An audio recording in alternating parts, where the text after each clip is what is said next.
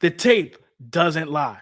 And the tape shows that Mississippi State star wide receiver Brenen Thompson is the next Tank Dell.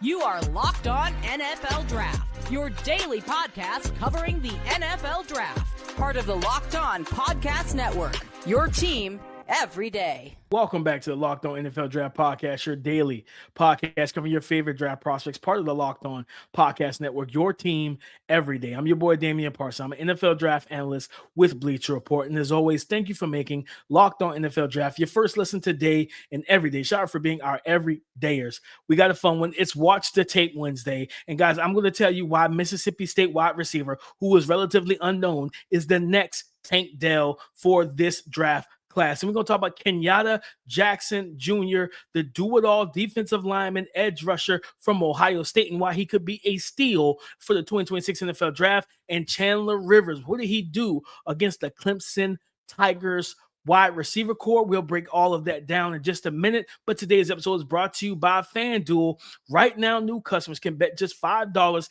And if your bet wins, you'll get $300 back in bonus bets to use freely across the app.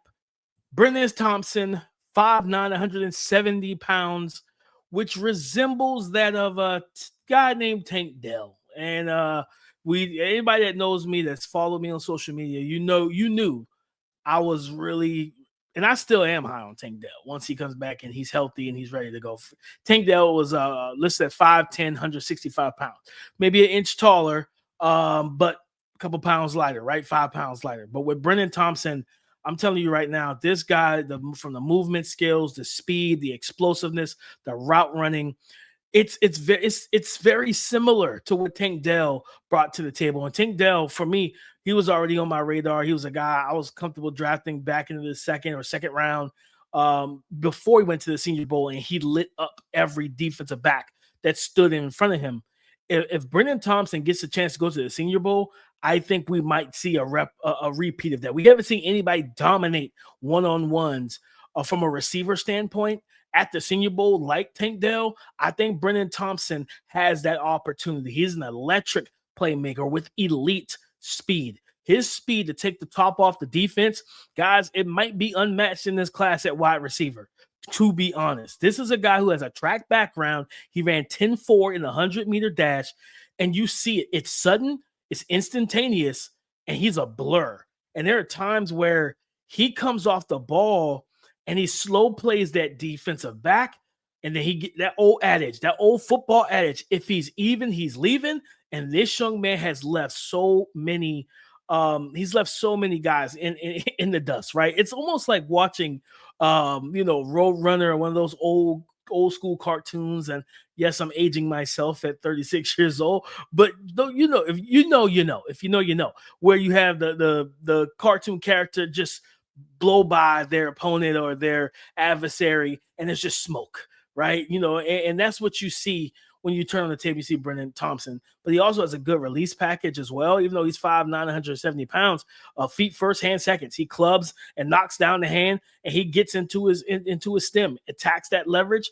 And when he is able to, and this is the thing, with his speed, and it's not just speed, it's not build-up speed either. Again, it's instantaneous, it's immediate, it's sudden. His acceleration is elite. All of that. When he's ready to shift gears, this is like he's like a sports car. Like he's like one of those sports cars, one of those cars that Dominic Toretto would use on Fast and Furious. Okay, like yes, like him and Paul Walker, rest in peace. It's one of those cars where it's like, oh, they're already fast, but they have a little extra juice, and I love that about what Brenen Thompson brings athletically. But the route running, he can sink and drop his weight. Now, granted, he's only 170 pounds. So when you say DP is not a lot of weight to drop, that's fair. But the point is, he drops his weight at the top of his routes at the breaking point. He can create separation. And there's routes where he makes, because of his ability to stop, sink, and drive. It is, again, so reminiscent to watching Tank Dell do that same thing on hitch routes, comeback routes, curl routes, stop routes, whatever, running those type of routes at the Senior Bowl and watching those tall, long-legged, long-limbed defensive backs touch grass, touch earth because he broke their ankles, right? But he's the same thing with Brenen Thompson. He's a mismatch for those taller guys. Because if you're not going to use that length advantage, right? You always talk about, I was talking about the tail of the tape with boxers and stuff like, or MMA fighters or whatever, and they show, hey, reach the advantage, who has the longer arms, who's taller, who weighs more, who's the stronger puncher, whatever it may be. Like when you look at that situation, when you're a 6'1" corner with 33-inch arms, you better shoot those hands and you better press this young man. Free releases is not the move. There's a rep against Malik Muhammad, who probably is a day 2 grade for most scouts right now out of Texas. And it's press man coverage, one-on-one. Malik tries to mirror him, and I think he tries a little feint punch, not a strong physical punch, but a little punch. Knocked the hand down, and Brenen Thompson knocked the hand down, went outside with a speed release, and just smoked them. And he smokes DBs all the time. If you let him get vertical, it's over for you. And here's the thing. I can't remember if it was the Florida game, the Arkansas game, one of those games. He had about 3 or 4 deep balls. Matter of fact, no, I'm going to combine those 2 games. There's probably 7 to 8 deep shots where he is wide open. He right now is a casualty to mediocre quarterback play. Blake Shapen is not an accurate passer, especially down the field. He doesn't see the field extremely well, and that limits some of the impact that this young man can have. So you think about being able to put him in the offense where with a Drake May who likes to uncork the long ball, right? A Cam Ward, a guy who also likes to push the ball down the field. A Josh Allen, guys like that. The size is there. The size for him is going to be the discourse is going to be around his size. Can he live outside? Now I think he has a release package and he knows how to beat press coverage for the most part fairly well. But again, 5'9", 170. What you're going to have to do is keep him off ball. I'm not going to put him outside the numbers in terms of alignment. I want him either on the numbers or inside, as he still will be the outside wide receiver. You can even do some nasty tight alignment and tight splits where he's still the outside receiver, but you give him so much space outside. He can release inside. He can beat the guy and get vertical. He has three-way release directions to release into. So you can do that type of thing. Now, some of the drawbacks with Brenen Thompson, like he's got some drops on tape. He does not have a great catch radius. So he's a guy he needs to be with an accurate quarterback, because now there's a couple throws in reps where he's working in the middle of the field against zone, ball is high from Blake Shapen, and he goes up and he snatches it and plucks it out the air. It's not that he can't do that, but when you're trying to deal with a defender in your hip pocket or closing down or trying to get back in the phase because he's out of phase and the ball's behind you or the ball's high, the ball is not where it's supposed to be, the placement is off. He's not a 6'3", 33-inch arm, 210-pound wide receiver. So you need to be accurate when you're throwing the ball to Brenen Thompson. Simple as that. He doesn't need to go to. You don't want him with a quarterback that can't push the ball down the field, right? You don't want him with a quarterback that cannot consistently push the ball down the field from a game-to-game basis, because his best trait is his speed and the electricity he brings. He also can make plays after the catch. So no, do I want him with a Mac Jones? No. Do I want him with a Bryce Young? No. Do I want him with those type of guys? Absolutely not. Okay? I'm going to tell you, I would like to see him maybe with, I would say, what's his name? Michael Penix, JJ McCarthy, those guys, like big arm quarterbacks that like to push the ball down the field, that can do it accurately, as well as just pushing it down the field and not have to get it out super early and anticipate the throw. But Brenen Thompson, to me, is the next Tank Dell. I think the route running, the agility, the ability to make guys miss after the catch, but he's faster. Again, 10-4 and 100. I wouldn't be shocked if this young man runs not just low 4.4s, high 4.3s, and maybe low 4.3s. He could, I think he might hit for low 4.3s. I'm gonna be honest with you guys. He could be the receiver that ends up winning the title for the fastest receiver at the combine if he gets an invite, because this young man is electric. His speed is elite, and he's a big time playmaker in the SEC. But coming up next, I'm gonna talk about Kenyatta Jackson Jr. and why he is a steal in the 2026 NFL Draft. Today's episode is brought to you by FanDuel, America's #1 sportsbook. The NBA season is back, and there's no better place to get in on the action than with FanDuel, the official sports betting partner of the NBA. Even if you missed the start of the game or you want to ride the hot hand, FanDuel has live bets on everything from who will score next to fourth quarter comebacks. Plus, you can even combine your live bets into a same game parlay for a shot at a bigger, and I mean bigger payout. Plus, it keeps every game exciting, especially when your favorite team is making that late game fourth quarter push. Right now, FanDuel is giving new customers $300 in bonus bets when your first $5 bet wins. That's $300 back in bonus bets for new customers when your first $5 bet wins. So head to FanDuel.com to sign up and play your game with FanDuel, the official sports betting partner of the NBA. Kenyatta Jackson Jr., 6'6", 265 pounds, listed as for the Ohio State Buckeyes. He is a defensive lineman, an edge rusher listed as. And this is a player that I believe is going to be a steal in the 2026 NFL Draft. He's got the long arms. He's got the power. And I'm going to just tell you some of the notes that I have on him watching that tape from last week's game in Week 10. This is a guy that, we talk about Arvell Reese and Sonny Styles and Caleb Downs. We talk about these guys, but we haven't talked about any true defensive linemen for Ohio State, right? Well, we should be talking about Kenyatta Jackson Jr. And here's why. Against Penn State, right? Again, that was a game that was close up into like halftime or whatever it may have been. Kenyatta Jackson, ended this game with a sack, 2 QB hits, 4 hurries and pressures, and 1 batted pass. So he was active and he was productive as a pass rusher.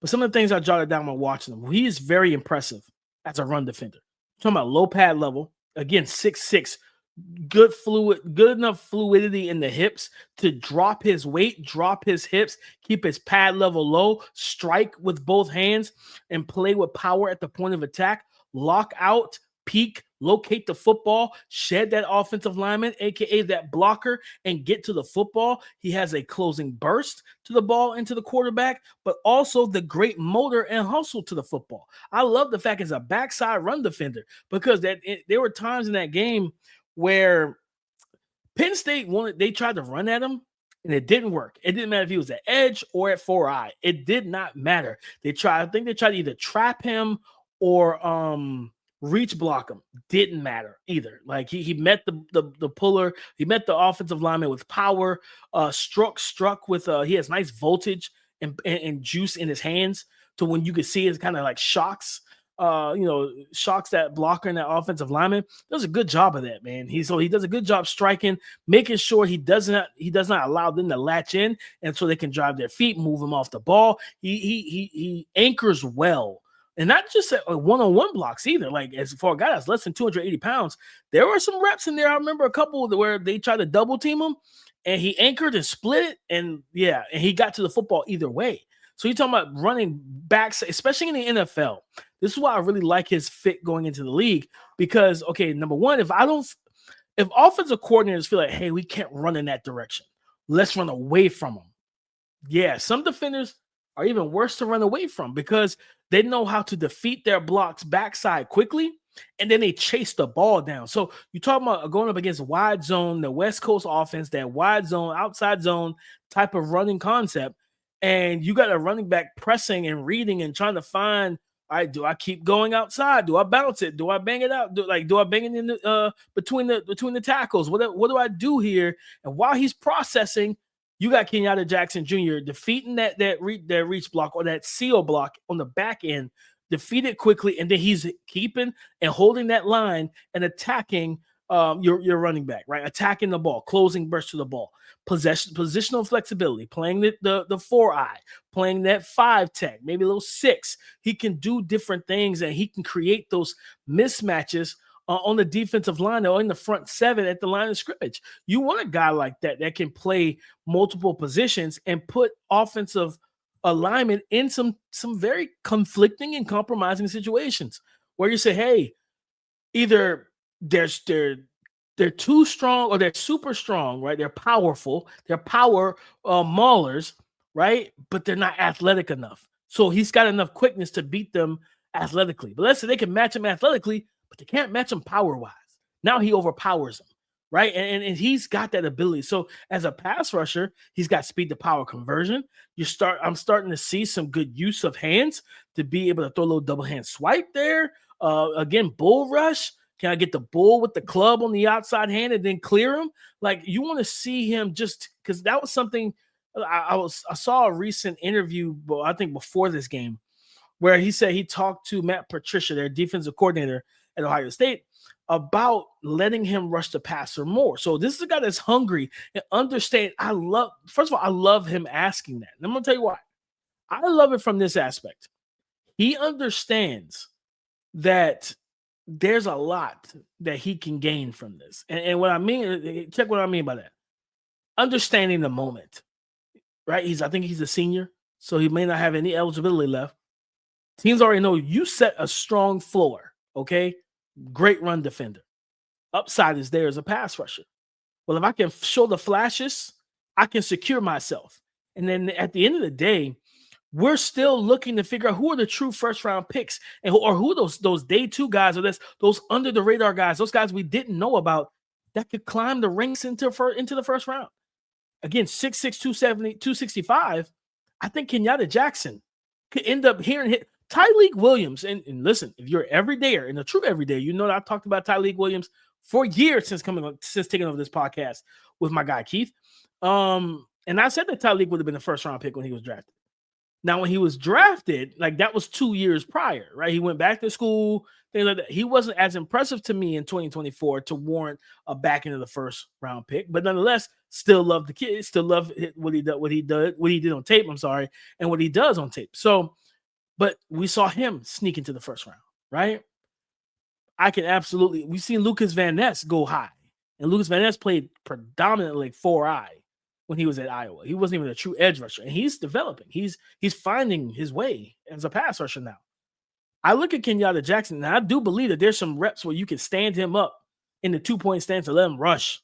Man, you think about going to a big defensive line set, right? And you think about like what the Carolina Panthers have done with Bobby Brown and Derek Brown and A'Shawn Robinson. You get 3, like if you go a 4-man front and you got those 3 big hog mollies, those 3 big defensive tackles on the line of scrimmage, and then you go to a 6'6", 265 Kenyatta Jackson standing up on the strong side against the tight end. I'm taking Kenyatta Jackson setting the edge against that tight end 9 times out of 10, 10 times out of 10.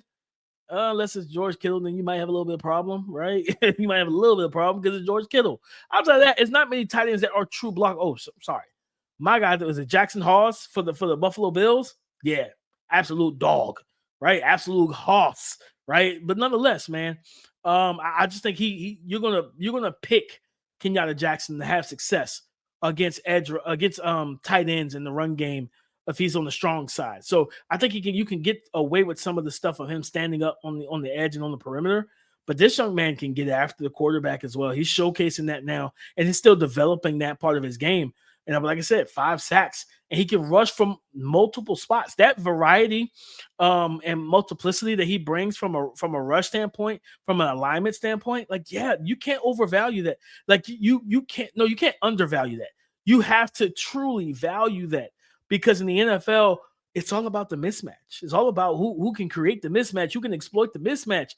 And he can give you those type of things. You're talking about having him as a strong side defensive end and then reducing them down because you want to bring that DPR off the bench. Let's say a team drafted him and R. Mason Thomas, the edge rusher out of Oklahoma. They say, R. Mason, we want to slow play this thing like Nick Benito, baby. We won't want you playing full snaps all the time. We're going to bring you in. You're our pitch hitter, whatever it's called in baseball.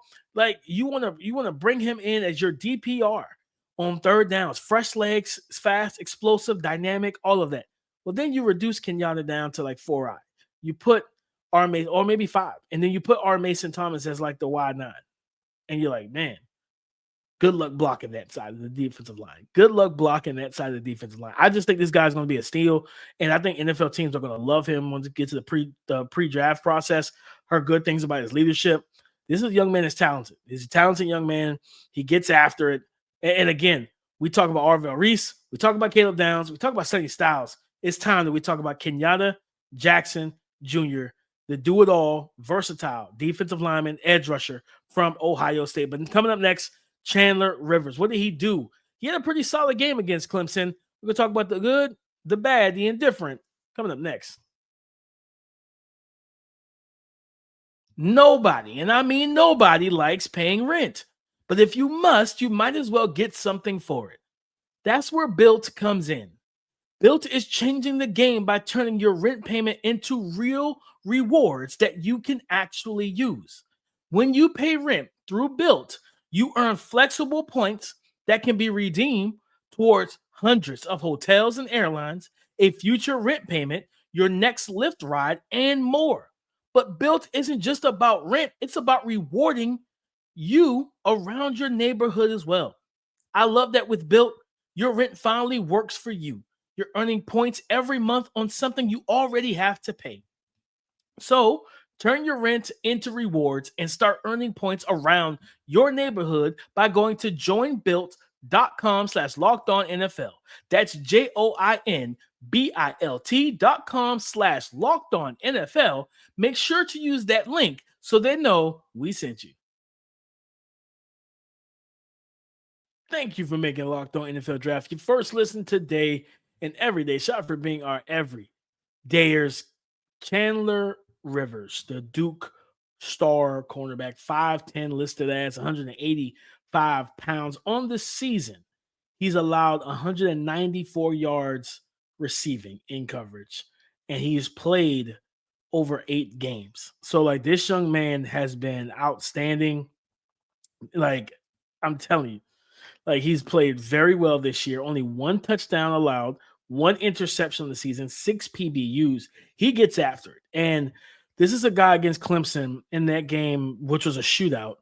Targeted 3 times, only allowed 2 receptions of the 3, 23 yards total, 1 PBU. No touchdowns, no interceptions allowed. But he played darn good football. He played darn good football against Clemson. And he's a scheme versatile guy, coverage versatile guy. In terms of he plays zone, he plays man. You could do some match man principles with him as well. Run some cover 2. Like he's so instinctive as a corner in terms of, especially in zone. Like he's one of those guys.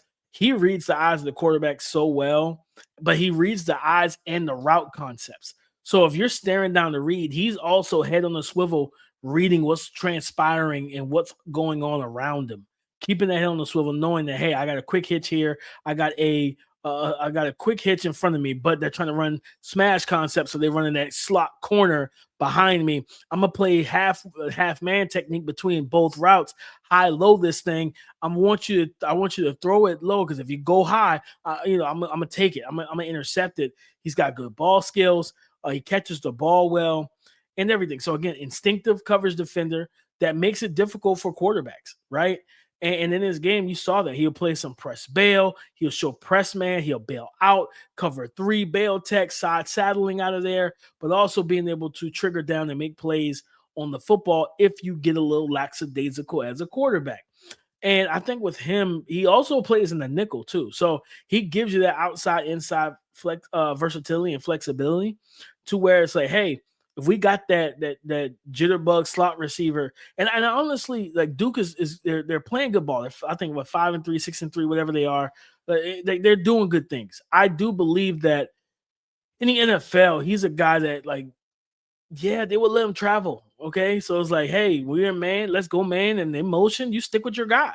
Like, we're not just dropping off and playing zone all the time. And I want to see more of that, because he does have the footwork, the hip fluidity. He can mirror and match guys at the line of scrimmage. He can stay in phase and in the hip pocket. and make things difficult for him, especially if he's able to get hands on and reroute. In man coverage, especially in the nickel, the one thing I noticed with him all season, for the most part, they will, if he's playing the nickel, if he's playing off, you're gonna get catch technique. And that's always dangerous because, like, in the NFL, illegal contact past 5 yards. But also you have receivers who are trained to beat catch. Like it's basically off coverage, and you want to get your hands on the receiver and reroute him or slow him down, disrupt timing before what I'm saying, once he gets into your reach. Well, you got guys that are trained to teach or to approach this type of concept and react to it like it's the line of scrimmage, where they approach you, they press up field, and then they release and they get into their route. Right. So, like, of course, if it's a quick slant, it's a quick slant. But if they're running a corner route, they're going to stem this thing inside and then cross face and get to the outside. You know what I mean, for the corner. So that's a little risky. You don't see a ton of catch man. At least I haven't in the NFL for the games that I've seen and film that I've watched. I haven't seen a ton of that. But some do it, and some can be successful at it. But it's just hard with the illegal contact. So for me watching Chandler Rivers, the one thing this is what's going to really, like, because he is, again, he's for 5'10", I think, listed as 185 pounds, probably 80 pounds. It's the tackling. He gave up a touchdown in the low red early in that game. Clemson was able to get down to the low red inside the 5, and I believe they might have thrown the ball in the flat. Oh, it's either threw the ball in the flats. Yes, that's what they did. So they motioned the single side receiver to kind of a bunch set, and they threw a quick kind of the jet motion into the screen. They threw it to him, and I love the aggressiveness to trigger and attack the blocker. But Chandler didn't try to disengage; like, he just attacked the blocker, and that was great. And then the receiver just walked in for a touchdown. Like, it was, so he's not the most physical guy in terms of tackling and things of that nature. So depending on where you're drafted, right? Like you can't go to an AFC North team and say, hey, I'm just here to cover. You can't go to an NFC West team and say, hey, I'm just here to cover, because every team in those divisions, for the most part, most teams, usually 3 out of 4, are super physical. And they, so it's going to, his draft stock is going to be more dependent on what, how teams view him. Do they want to play him outside? Is he a pure nickel? Things of that nature. But in coverage, he was their best defender, and it's a reason why he was only targeted 3 times. Antonio Williams. Now, this is why I said, like, I would have loved to see him with a Matt Patricia type defensive coordinator from the NFL or Bill Belichick, because those guys are typically let their best corner follow the best receiver. Antonio Williams, we talked about him early in the week, guys. We talked about him on Monday. Like, Antonio Williams had over 100 yards receiving in that game, his best game of the season, right? Coming off that hamstring injury weeks ago. So instead of letting him get cooking, and then that gave Cade the confidence and comfortability and all, like, instead of doing those things, you could have just let your guy mirror and follow and shadow him and try to limit that. But they didn't, and they paid for it, man. They won the game. But it took everything they had to win that game, and Antonio Williams probably could have won that game by himself. So I just look at Chandler Rivers, really good player. I think he probably have like a second round grade on him right now, mid-second. I want to see how fast he is, what he runs the combine as well. But I think last week he had a solid game overall in coverage, did good things. It's just the lack of physicality as a tackler and taking on stock blocks and disengaging and shedding blocks on the perimeter. Those are things that you want to see. Can we coach it into you, or is it just a physical flaw that only person that can fix it is God? And we don't know just yet, but hopefully we'll find those answers out in due time. But he's a good player. Keep your eyes on him. Anytime Duke is playing and that defense is on the field, or if you're watching film, get your eyes on Agent Zero, and that is Chandler Rivers, the star corner for those Duke Blue Devils, coming off a big time upset and win over the Clemson Tigers. But guys, that's the show. Watch the tape. The tape never lies. And it says Chandler Rivers is a day 2 prospect that you will want in your secondary to cover slot receivers, outside receivers. He does it all. Kenyatta Jackson Jr., the tape says that he is going to be a steal in the 2026 NFL draft. And if he keeps this upward trend, he could find himself in the back end of round 1. And Brenen Thompson, the tape says he is this year's Tank Dell. Small, dynamic, a stick of dynamite with elite speed, good route running, and a separation and space creator. But guys, thank you so much as always. Go subscribe and follow for free on YouTube or wherever you listen to podcasts to get the latest episode as soon as it is available.